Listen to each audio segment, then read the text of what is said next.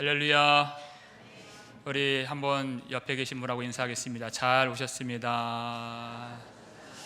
다시 한번 인사하겠습니다. 당신을 보기만 해도 은혜가 됩니다. 인사하겠습니다. 다시 한번 내 옆자리에 앉아 주셔서 감사합니다.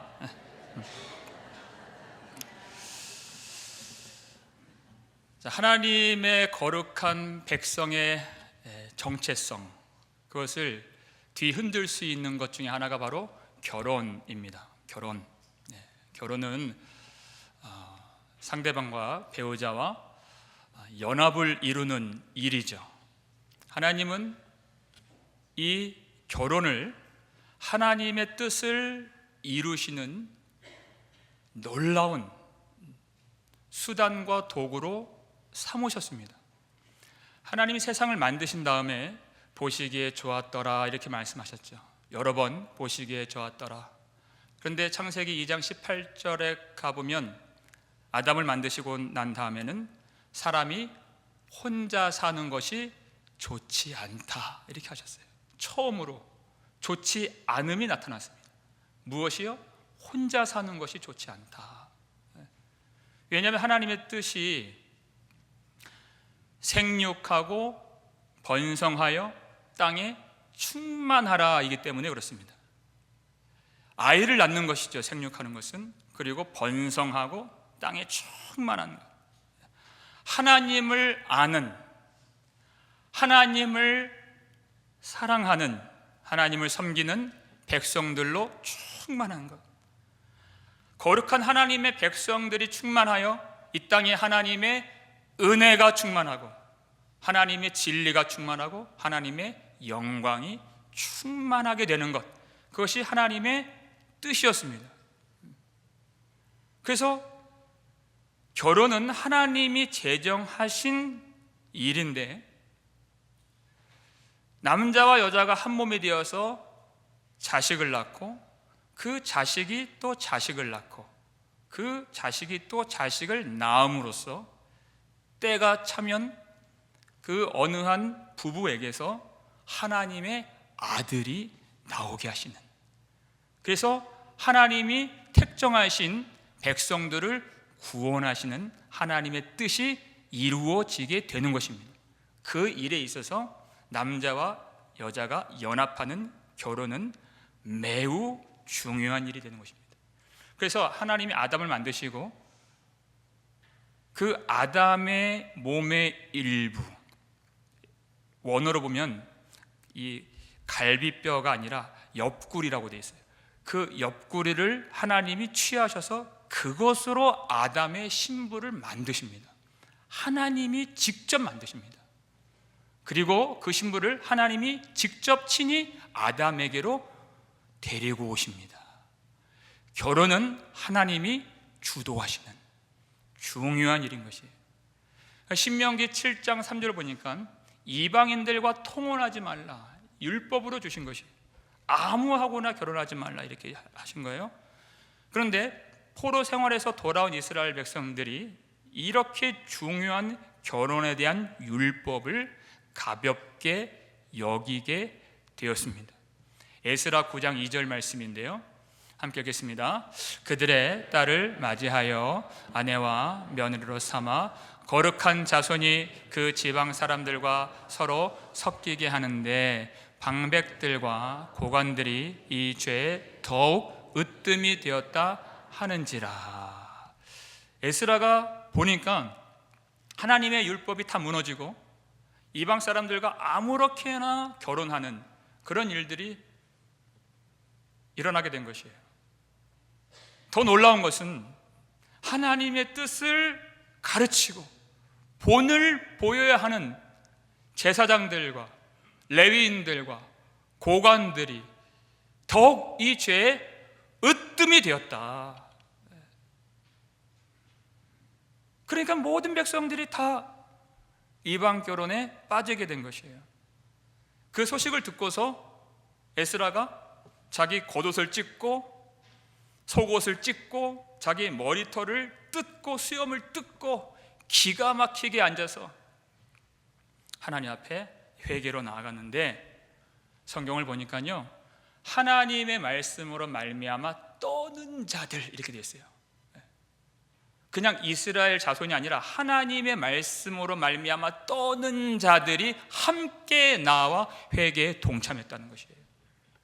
그들이 애통하고 동의하고 자복하고 결단을 했는데 누가 시켜서 그렇게 한 것이 아니에요. 그들이 자발적으로 결단해요.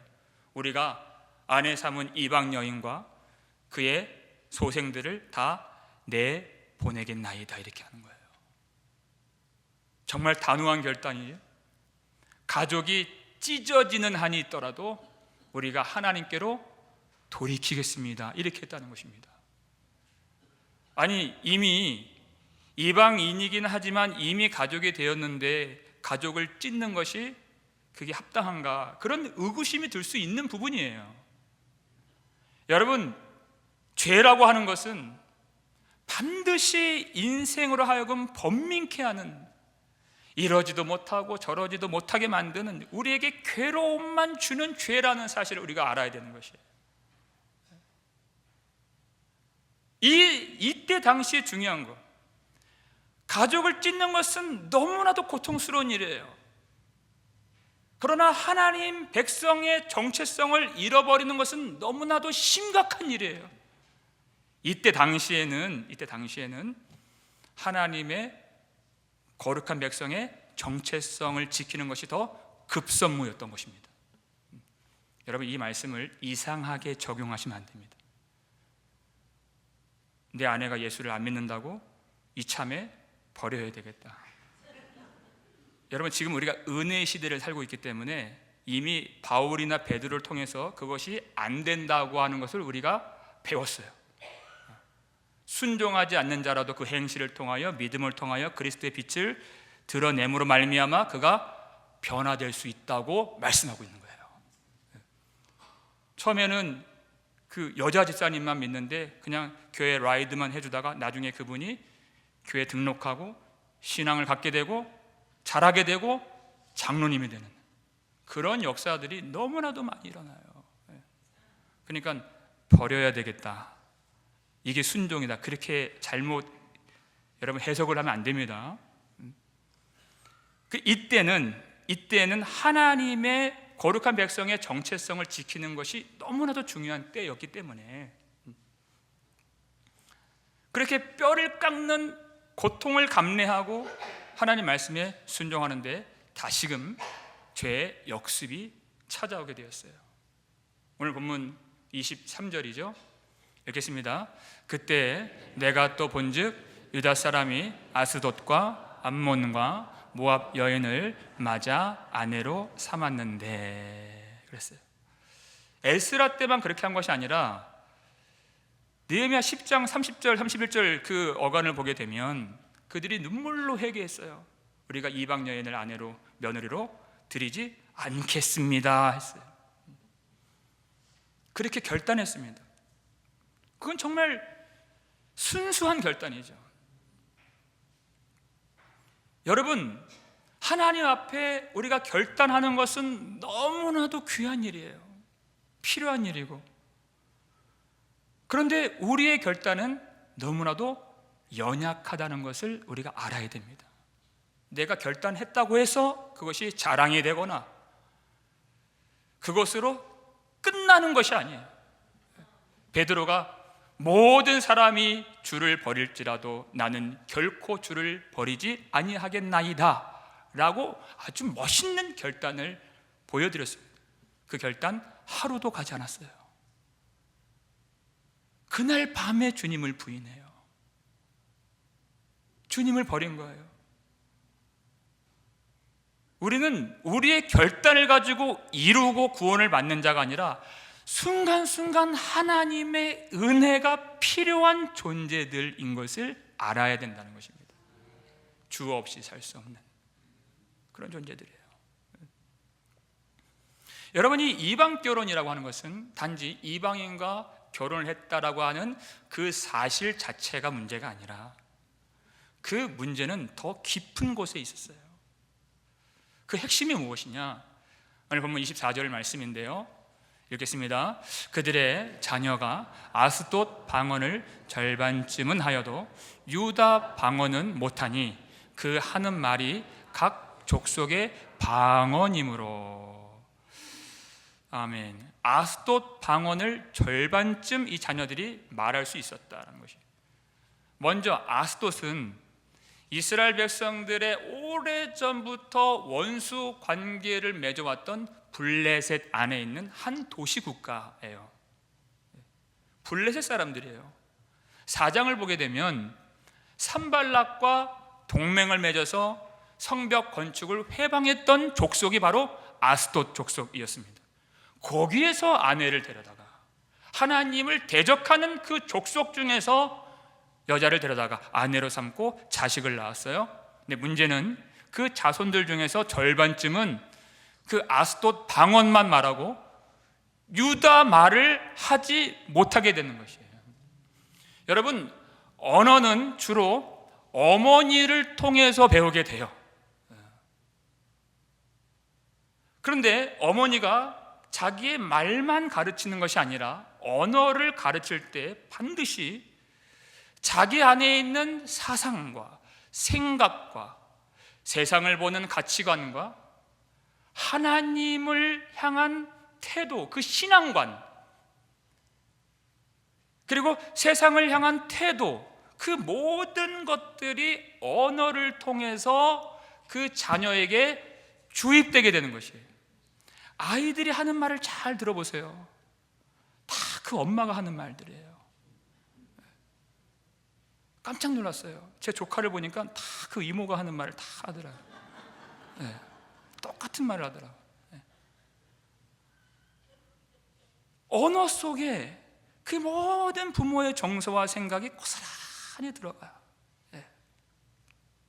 그러니까 이 사람들이, 이 자녀들이 유다 말을 못하고 이방 언어만 할 수 있다는 것은 이스라엘의 거룩하신 여호와 하나님에 대해서 거의 들어본 적이 없는, 배워본 적이 없는 다음 세대가 되었다는 것을 의미하는 것입니다.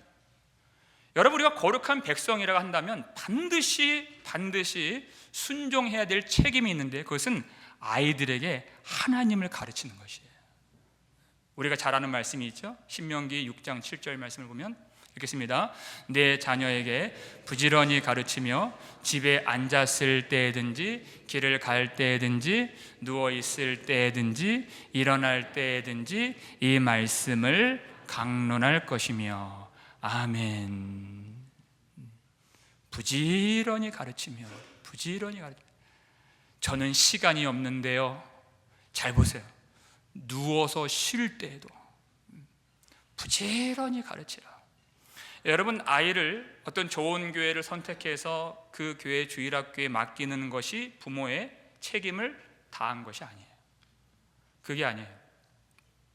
오고 오는 세상의 모든 일들과 나의 모든 수많은 일상 속에서 그때그때마다 하나님이 부모에게 주시는 그 말씀을 자녀들에게 그때그때마다 가르쳐 주는 것이 부모의 중요한 책임인 것입니다. 여러분, 이 세상에서 아이들이 얼마나 빨리 세상 것들로 오염이 되고 중독이 되는 시대입니까? 시간이 많이 없어요. 아이들은 금방 자랍니다. 금방 부모의 말을 듣지 않는 때가 됩니다. 시간이 많이 없습니다. 그러니까 부지런히 전하라. 누가 이렇게 순종할 수 있느냐? 길을 갈 때든지 앉아 있을 때든지 누워 있을 때든지 일어설 때든지 하나님을 생각하고 하나님을 간절히 바라보는 그 부모가 될 때, 내가 그렇게 하나님을 사랑하게 될 때 자녀에게 하나님을 가르칠 수가 있는 것이에요. 웨스트민스터 교리문답을 보니까 부모된 자는 그 유아로 하여금 반드시 세례를 받게 하고 하나님의 말씀을 그에게 가르쳐야 한다. 만약 그렇게 하지 않는다면 그 부모에게 책임이 돌아간다. 이렇게 됐어요. 그 자녀가 하나님을 경외하지 않는다면 그 책임을 자녀에게 묻지 아니하시고 그 믿는 부모에게 하나님이 찾으시겠다 하신 것입니다. 아이를 정말 사랑한다는 것은 남들 부럽지 않도록 그 몸을 잘 길러내고 좋은 교육을 받게 하는 것이 기독교적 사랑이 아니라, 우리가 말하는 사랑은 진리의 사랑이에요. 진리가 그 속에 담겨 있지 않으면 아무리 좋은 것들을 해줘도 그것은 사랑일 수가 없고, 그것은 그 영혼을 망하게 하는 것입니다. 망하게 하는 것은 사랑일 수가 없는 것입니다. 그러니까 자녀를 정말 사랑하는 것은 먼저 하나님을 사랑하는 부모만이 할 수가 있는 것이에요. 그 속에 하나님의 언어가 담기고 거룩한 백성의 정체성으로 세워질 수 있도록 키우는 부모가 진정으로 하나님께서 불러주신 거룩한 백성이 된다는 것입니다.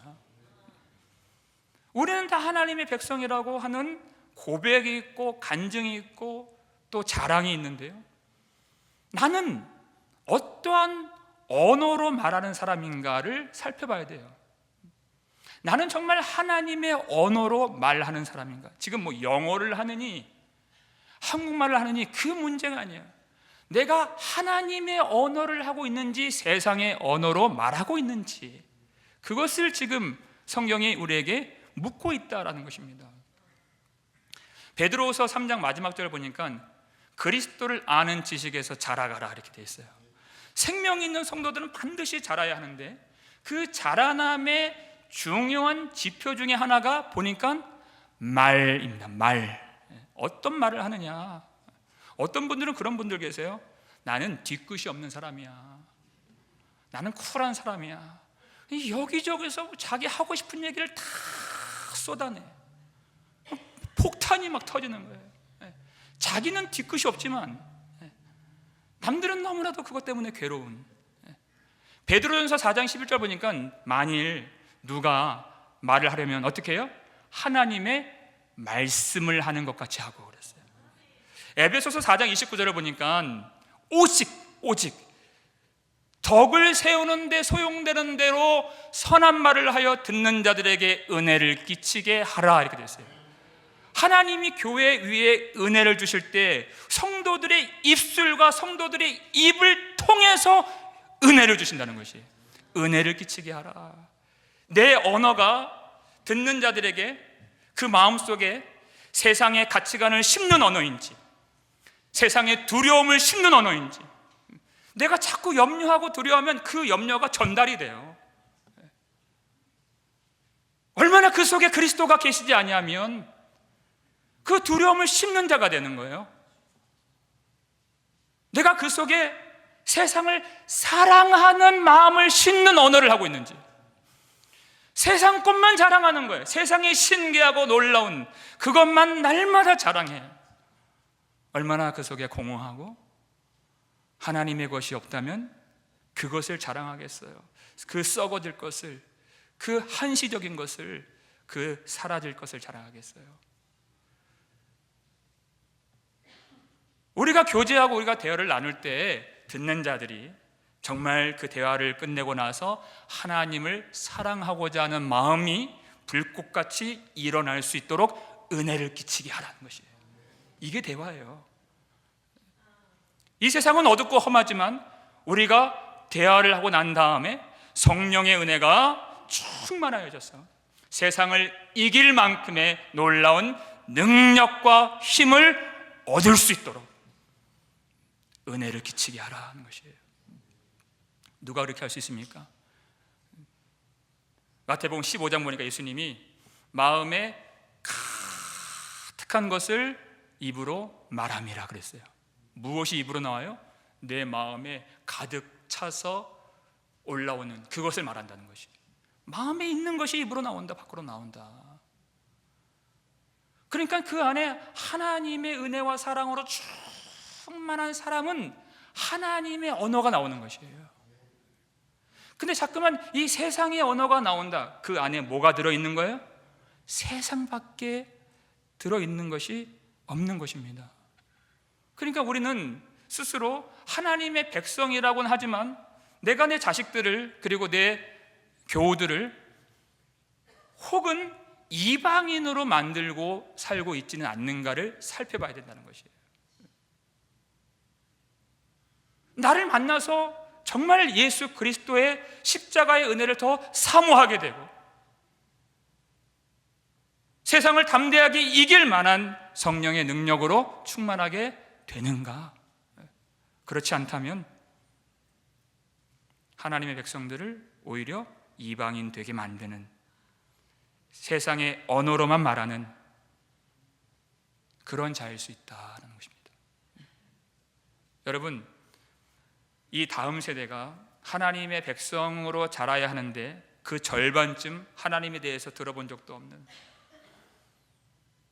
하나님을 부르지도 못하고 하나님을 의지하지 못하는 이방인으로 만드는 이 참혹한 일들을 보면서 느헤미야는 참을 수가 없었어요.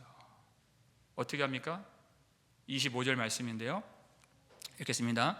내가 그들을 책망하고 저주하며 그들 중 몇 사람을 때리고 그들의 머리털을 뽑고 이르되 너희는 너희 딸들을 그들의 아들들에게 주지 말고 너희 아들들이나 너희를 위하여 그들의 딸을 데려오지 아니하겠다고 하나님을 가리켜 맹세하라 하고. 아멘. 하나님의 백성 그 다음 세대를 이방인으로 만들어버리는 그 가정과 그 가장들을 불러놓고 책망하고 저주하며 그랬어요. 그리고 몇 사람을 때렸다 그랬어요. 그리고 그 머리털을 뽑고 과격하죠. 여러분, 느헤미야가 페르시아에 갔다가 돌아왔을 때 성전에서 도비아가 큰 방을 차지하고 있는 모습 봤어요? 하나님을 대적하는 도비아가 거룩한 성전의 방을 차지했다? 참을 수가 없어요. 어떻게 해요? 도비아의 세간을 다 방에서 빼내어 집어 던졌다 그랬어요. 과격하죠. 안식일에 장사하는 사람들을 보니까 문을 걸어 잠그고 너희들이 다시 이렇게 한다면 너희들을 잡으리라 엄포를 놨어요. 그리고 나서 돌아서서 하나님께 기도를 하는데, 하나님, 나를 기억하옵소서. 14절 보세요. 내 하나님이여, 이 일로 말미암아 나를 기억하옵소서. 22절에 중간에 내 하나님이여, 나를 위하여 이 일도 기억하시옵고 주의 크신 은혜대로 나를 아끼시옵소서. 31절 마지막에 내 하나님이여, 나를 기억하사 복을 주옵소서. 여러분, 이 기도를 하는 그 마음이 무엇일까요? 그렇게 엄포를 놓고 소리치고 권력으로 잡으려고 하고 때리기도 하고, 그리고 하나님 나를 기억하옵소서. 무엇이 여러분 느껴지십니까? 여러분, 느헤미야는 페르시아 왕으로부터 권력을 부여받았어요. 총독이에요. 그리고 하나님께로부터 그 뜨거운 마음을 받았어요. 예루살렘의 개혁과 회복과 회개를 위한 뜨거운 열망, 이 느헤미야를 따라갈 수 있는 사람이 없을 정도로 그 뜨거운 열정 갖고서 12년간 그 이상 정말 하나님 앞에서 힘을 다해 수고했어요. 그런데 이제 와 보니까 아무것도 된 것 같지가 않아요. 건축되었다 싶으면 무너지고 변화되었다 싶으면 다시 쓰러지는 그런 이스라엘 백성들의 정체성을 봤어요. 하나님 나를 기억하옵소서. 무엇입니까? 자기의 한계를 보게 되었다는 것이에요. 울어도 보고 수일 동안 울었죠. 소리도 쳐보기도 하고 책망도 해보기도 하고 때려보기도 하고 권력으로 때려잡겠다 엄포를 놓기도 하고, 그렇게 하면 할수록 자신이 얼마나 연약한 사람인지. 하나님 나를 기억하옵소서. 하나님의 은혜가 아니면 아무것도 안 되는 그런 사역이며 그런 자기 자신인 것을 깨닫게 된 것이에요. 저희가 신학교 때 그런 기도를 참 많이 했던 것 같습니다. 하나님, 조국의 청년들을 제게 주소서. 하나님, 열방을 제게 주소서. 기도가 이렇게 단위가 크다고요. 열방이니 세계니 조국이니. 현장에 들어와 보니까 한 사람 변화시키는 것이 얼마나 어려운지. 아니, 그걸 떠나서 하면 할수록 나 자신이 얼마나 연약하며 무능한지 내 한계만 다 드러나는 사역이에요. 그때 드리는 기도, 하나님 나를 기억하옵소서인 것입니다. 내 힘으로 되는 것이 아닙니다, 주님. 이 느헤미야의 이 후반부가 아주 어정쩡합니다. 성벽이 건축되었습니다, 할렐루야로 안 끝나요. 놀라운 회개의 역사가 일어났습니다, 할렐루야, 그것이 아니에요. 이 민족 위에 놀라운 영적인 부흥의 역사가 일어났습니다, 할렐루야, 그게 아니에요. 이 백성들은 다시 범죄하게 되었고 느헤미야는 자신의 한계에 봉착하게 되었으며 이스라엘 민족은 또다시 안개 속으로 어둠 속으로 들어간 것처럼 보여지는, 그게 이 느헤미야의 마지막 결론입니다. 무엇을 말씀하고 있는 것입니까? 우리에게는 반드시 예수 그리스도가 오셔야 된다는 것입니다. 이 느헤미야의 결론이에요. 하나님의 모든 언약을 성취하시는 예수 그리스도를 소망하는 대로 우리 모두를 이끌고 있는 성경이라는 것입니다. 느헤미야가 하나님 나를 기억하옵소서 하면서 자신의 한계를 발견한 그 한계는 바로 율법의 한계를 의미하는 것입니다. 소리도 쳐보고 때려보기도 하고 권력으로 힘으로 누르기도 하는 율법의 한계예요. 우리는 율법을 받은 사람들이에요. 이스라엘 백성들은 율법을 받고 하나님과 언약을 맺었습니다. 율법이 무엇을 말씀하는지, 하나님이 무엇을 기뻐하시는지 모르지 않습니다. 하나님 말씀을 순종하는 것이죠. 세상의 언어가 아니라 하나님의 언어로 말해야 되는 것 우리는 다 알고 있습니다. 자녀들에게 부지런히 가르쳐야 된다는 것, 길을 갈 때든지 앉았을 때든지 누워있을 때든지 일어날 때든지 부지런히 하나님의 말씀을 가르쳐야 된다는 것을 모르는 사람은 아무도 없습니다.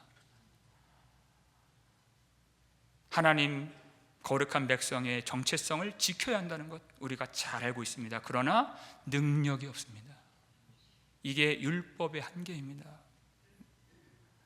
내가 안다고 해서 되는 것이 아니고 배웠다고 해서 이루는 것이 아닙니다. 하나님 나를 기억하옵소서. 반드시 예수 그리스도께서 오셔야 하고 우리의 신분이 바뀌고 우리가 새로운 피조물이 되어야 한다는 것입니다. 고린도후서 5장 17절 말씀이죠. 누구든지 그리스도 예수 안에 있으면 새로운 피조물이라 그랬어요. 하나님이 예수 그리스도의 십자가를 통하여 무엇을 이루어 주셨는지를 알아야 된다는 것이에요. 그리스도 안에 있는 우리의 신분과 명예와 영광이 무엇인지 그것을 알아야 된다는 것입니다. 예수 그리스도 안에서 우리를 새롭게 창조해 주셔서 예수 그리스도의 것으로 새롭게 창조해 주신 그리스도의 신부가 바로 성도이며 교회인 것입니다. 하나님이 주도하신, 그리고 하나님께서 우리를 그리스도께로 인도해 주신 그리스도의 그리스도와의 연합,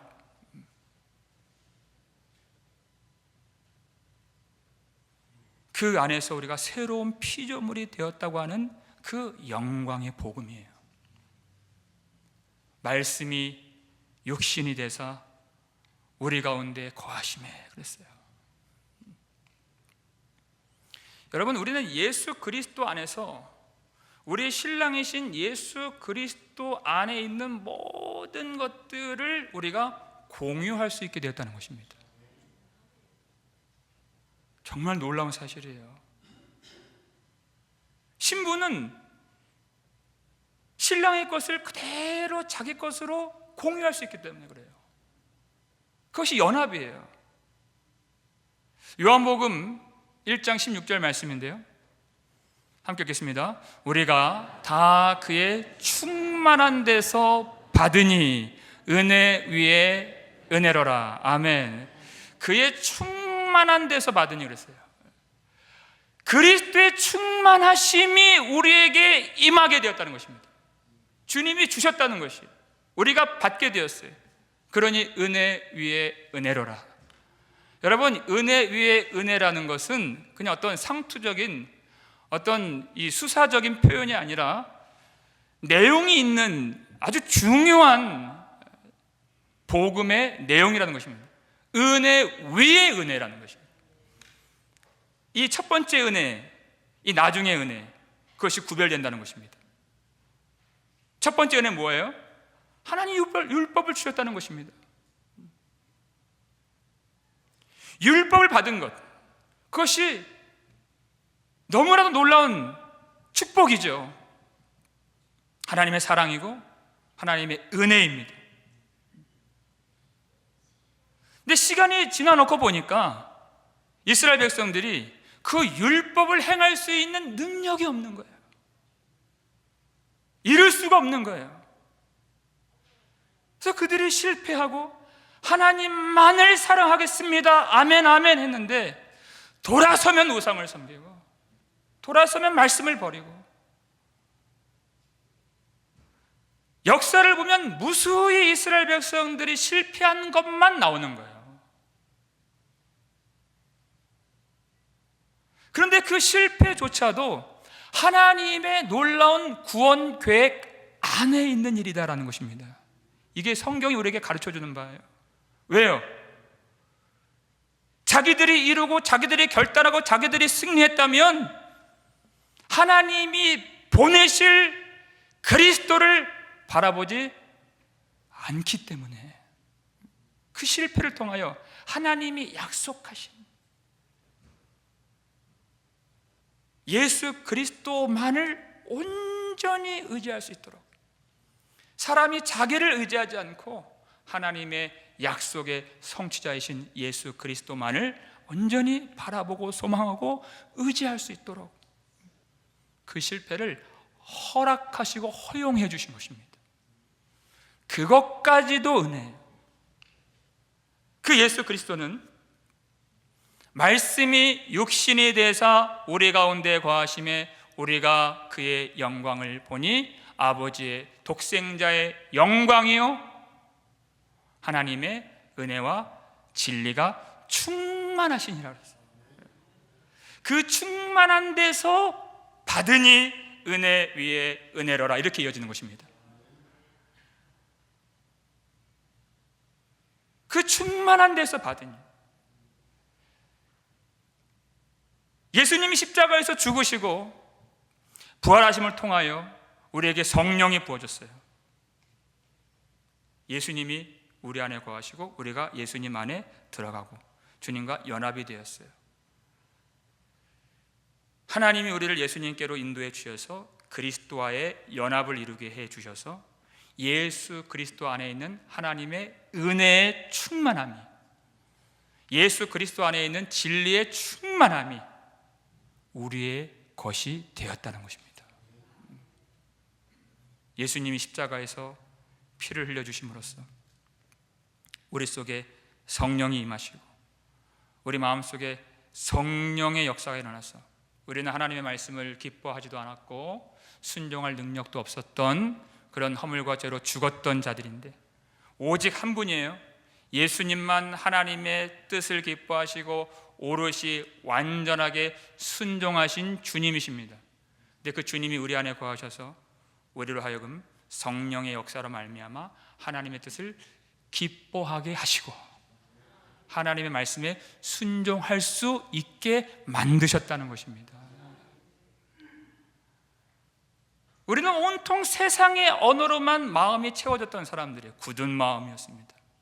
그러나 성령께서 들어오셔서 굳은 마음을 제하시고 세상의 언어를 제하시고 하나님의 말과 신령한 노래와 구원의 감격이 가득한 간증을 우리 속에 채워주신 것입니다. 우리가 이 험한 세상을 살지만 예수 그리스도 안에서 그리스도와 연합을 했기 때문에 예수 그리스도의 승리가 우리의 승리가 되었고 그리스도의 영원한 영광이 우리의 영원한 영광이 된 것입니다. 실패할 때도 있죠. 그러나 그 실패는 우리를 망함으로 이끄는 실패가 아니라 오직 우리를 위하여 십자가에서 죽으시고 부활하신 예수 그리스도만을 더욱 의지하게 만드는 데 소용되는 그 실패일 뿐입니다. 그리스도 안에서 결코 정죄함이나 망함이 없는 영광의 백성이 되었다는 이 복음의 사실을 깊이 아실 수 있기를 주님의 이름으로 축원합니다. 우리는 힘이 없는 자들이에요. 자격이 없는 자들이에요. 그러나 그의 충만한 데서 받으니 그랬어요. 그 충만하심을 우리에게 날마다 교회 위에 공급해 주신다는 것입니다. 내 힘과 결심 약하여 늘 깨어지기 쉬우니. 이것이 느헤미야의 고백이며 우리의 고백이에요. 그러나 주님의 이름으로 우리를 구원하시고 주님의 형상으로 빚어주시는 놀라운 하나님의 은혜 위에 은혜가 우리 가운데 있음을 믿으시길 바랍니다. 우리는 허물과 죄가 많은 사람들이에요. 그러나 하나님이 예수 그리스도 안에 있는 우리를 보고서 너희는 죄가 없다, 너희는 아무런 죄가 없다고 선포해 주신 것입니다. 의롭다 하심을 받은 것이에요. 얼마나 놀랍습니까? 그 하나님의 복음을 알아야, 은혜를 알아야 우리 마음에 은혜가 잠겨서 은혜가 충만하여 하나님의 언어로 말할 수가 있는 것입니다. 사랑할 수 있죠. 은혜를 받은 자만이 사랑할 수 있는 것이에요. 용서를 받은 자만이 용서할 수 있는 것이에요. 그리고 하나님을 기쁘시게 할 수 있는 것입니다. 하나님을 기뻐하기 때문에. 그리고 이 세상 두렵지 않습니다. 세상을 이길 수 있는 은혜가 우리 안에 있고 예수 그리스도가 우리 안에 계시기 때문인 것입니다. 하나님이 주도하신 이 결혼의 신비, 우리를 예수 그리스도께로 인도해 주셔서 주님과 연합하게 하신 이 복음의 비밀을 깊이 깨달아 그 은혜를 누리실 수 있는 저 여러분 되시기를 주님의 이름으로 축원합니다. 우리를 그리스도께로 인도해 주신 하나님께 감사하면서 그리스도를 더욱 사랑하며 이 땅 살아갈 때 그리스도의 충만함으로 살아서 은혜 위에 은혜를 더 많이 누릴 수 있는 복된 교회 될 수 있기를 거룩하신 주의 이름으로 축원합니다.